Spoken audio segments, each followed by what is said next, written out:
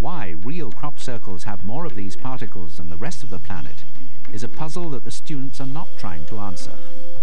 Their job is only to build a crop circle to specifications in 4 hours, and that goal may be slipping away. They're simply running out of time.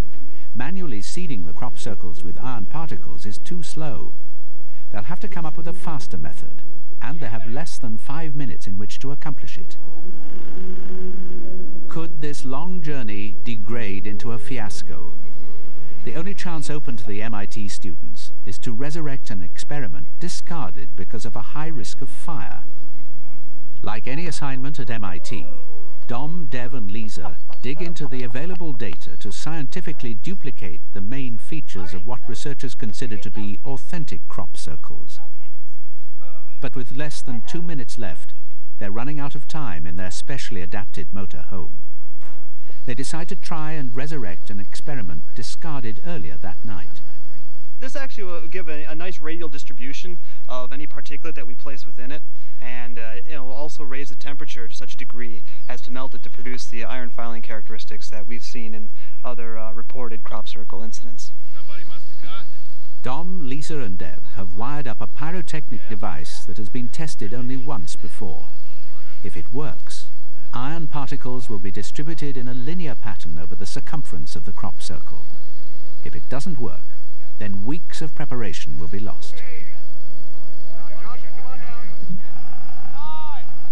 The countdown starts barely ahead of the master clock. If it misfires, there's no time to fix it.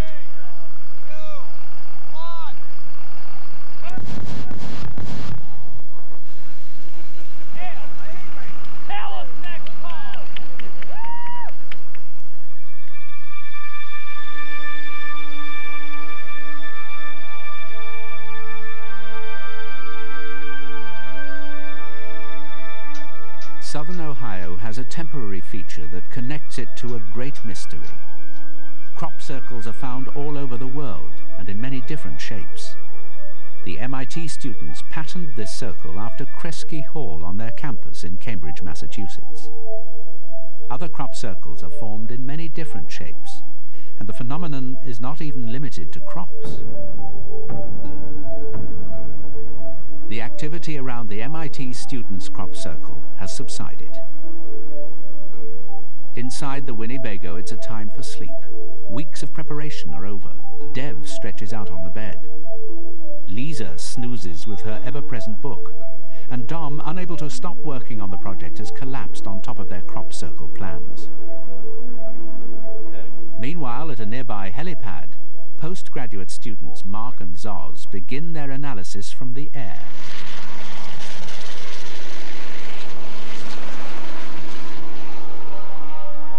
Even to Mark and Zoz, the sight of crop circles was still one to behold, conjuring complex emotions from something as banal as fallen wheat. As the helicopter circled around for another pass, the unthinkable happened.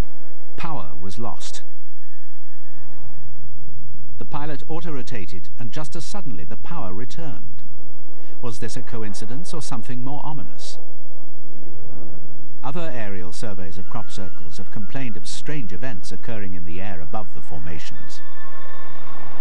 There was a case that is the most interesting one I know in England very recently. The photographer was in a helicopter.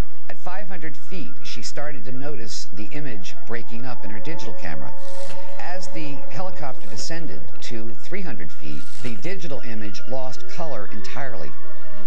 As the plane went back up to 500 feet, the image came back in full color. I have no idea how to explain that.